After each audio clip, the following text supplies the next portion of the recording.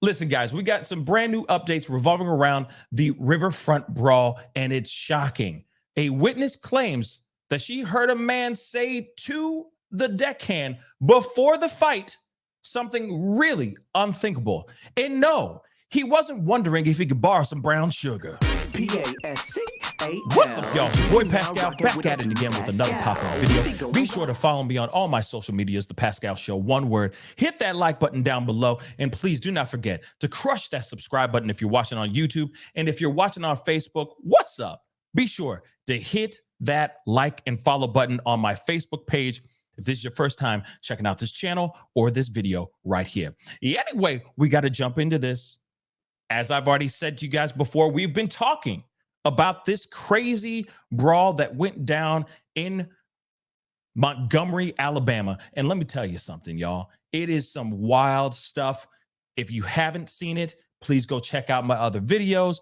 There's a bunch of them. And of course, everybody and their mama has been either covering this as far as news or making parodies, making memes, making skits, you name it, everything revolving around this situation. I mean, the folding chair itself is getting a whole lot of love right now. The folding chair. And if you don't know what I mean, go check out my other videos. All right. But anyway, I digress. There's a lot that's been going on. There was a press conference just the other day. They basically said that, hey, the deckhand or the co-captain that was jumped on is in the innocent. He is an innocent. He is totally fine. And we should be protecting that man at all costs. And in fact, I hope that man gets a raise or a promotion because he did his job and that's it.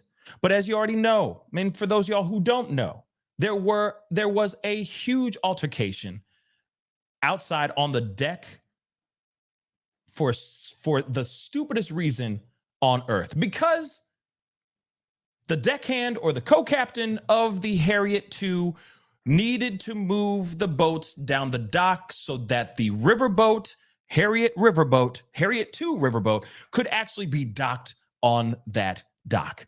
The gentleman or the family or the people that were involved with the whole thing that owned these pontoon boats were absolute jerks in the situation. And we heard from this press conference, the chief of police saying that there was some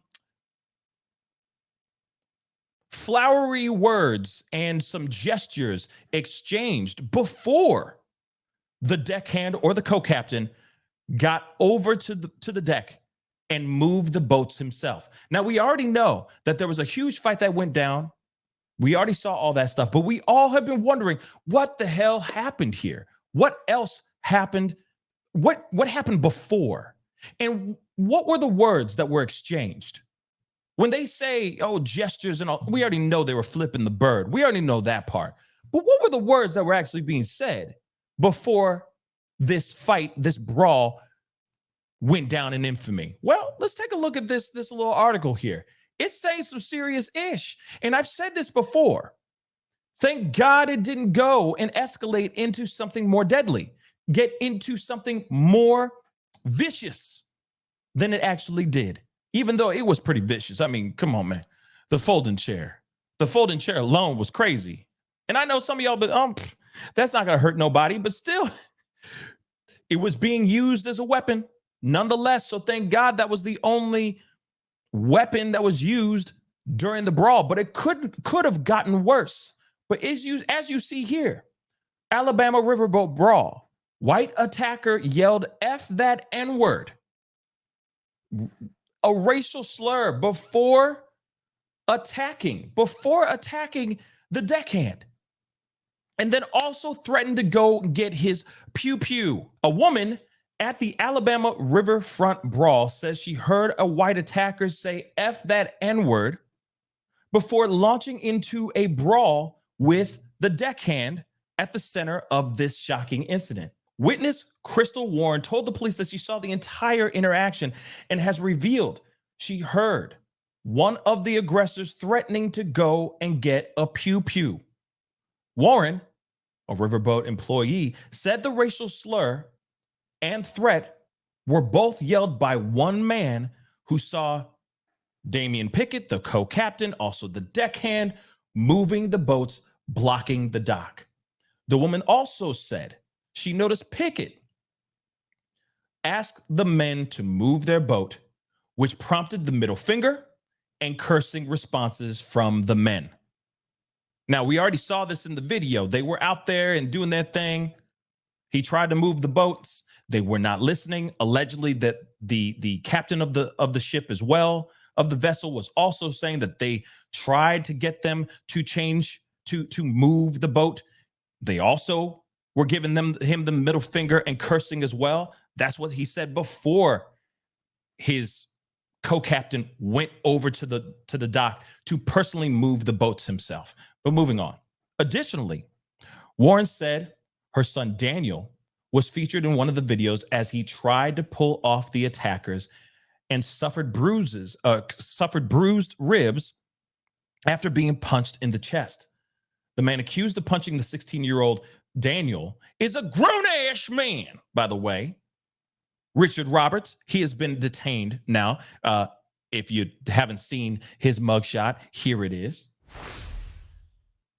Has been arrested and charged with because you got to use these code words, and cops say the investigation is still underway. I mean, come on, let's be real. Look at all the fisticuffs that's going on. There's so many bodies, so many fists running around, so many people running amok. It was absolute chaos. So I wouldn't be surprised if they're still doing their due diligence right now. In the documents, Warren allegedly told officers that the unidentified culprit who used the slur dropped the N-word after the deckhand moved smaller boats. Pickett was forced to move several of the water vehicles that were parked at the marina in a space designated for the docking of the riverboat. In total, Warren said she was forced to wait 17 minutes on the riverboat until another commercial watercraft came and retrieved them from the boat. That's insane. They were eventually dropped off at the dock, which is where the brawl took place. At one point, Warren said one of the men involved in the fight threatened to go get a pew-pew, to go run and get a pew-pew as the incident was progressing. And I'm going to say this again. I know I said it earlier, but I'm going to say it again right now. Thank you to the sweet baby Jesus that no one got hurt like that everyone's home licking their wounds. There's a few cuts and bruises, but there's no bullet holes. There's no casualties, no fatalities up in this biznai. Thank God for that. I will say that, because it could have gotten worse, and it was going to get worse, allegedly, according to this witness. Let's continue. Video of the incident shows one man punching Daniel in the chest as he attempted to break up the pack of men attacking Pickett, while others watched on. Daniel was ultimately taken to the hospital for his injuries, and I hope he's okay. Roberts, the old-ass man, he grown-ass man, by the way, toupee-wearing mother. Anyway, Roberts is one of the three who have been charged with assault in the incident. Alan Todd, who's 23, a kid. And then he also got Zachary Shipman, who's 25, have also been charged. From my understanding, they are still trying to get at least one other person. Who that is, I don't know. All I know is that they got Roberts' mugshot out here in these streets, so he has been detained. As far as the other two, I do not know, but I hope that they get them really, really fast. At this time, it's unclear who allegedly used the N-word and threatened to get a pew-pew. Listen, there are so many people in there. It could have been somebody who started this fight. It could have been someone who didn't start this fight. No matter what, somebody was inspired enough in the middle of this brawl to sit there and go, nah, I'm about to go get my pew-pew. I'm about to F things up. Let me get my pew-pew. Somebody literally went out of their way to say, think that and say it out loud. I'm getting my gun. I'm going to go get the pew. Listen, thank God no one got hurt in this brawl like that. But one thing we got to take away from this is, yeah, in the very beginning of this mother lover, this was racially charged. in the very beginning of this. If what the witness says is true, if that is true, then yes, the beginning of this was racially charged without a shadow of a doubt. What is also very interesting is that the captain of the ship is now changing his tune, and now he's also saying that, yeah, it was racially motivated. Take a look at this. In the new interview with the Daily Beast, River Cruise Captain Jim Cottrell, the captain, said the white men must have attacked Pickett, not Jada Pickett, because of his race. He says the white guys that attacked my deckhand, and he was senior deckhand, first mate. I can't think of any other reason they attacked him other than it being racially motivated. All he did was move the boat up 3 feet, 3 whole feet. We talking about water. It makes no sense to have 6 people try to beat the snot out of you just because you moved their boat up a few feet. In my opinion, he continued, the attack on Damien was racially motivated. This is what he said before adding that the rest of the fight was not black and white. And I do agree about that part. I think that at first it was racially motivated. Then people saw this guy getting jumped on for no reason, and everybody, all hands on deck, pun intended, jumped in, and the tussle began. The tussle even grew and got more chaotic. But at first, yes, racially motivated for sure, if those claims are absolutely 100%. All he did was move the boat up 3 feet, 3 whole feet. We talking about water. It makes no sense to have 6 people try to beat the snot out of you just because you moved their boat up a few feet. In my opinion, he continued, the attack on Damien was racially motivated.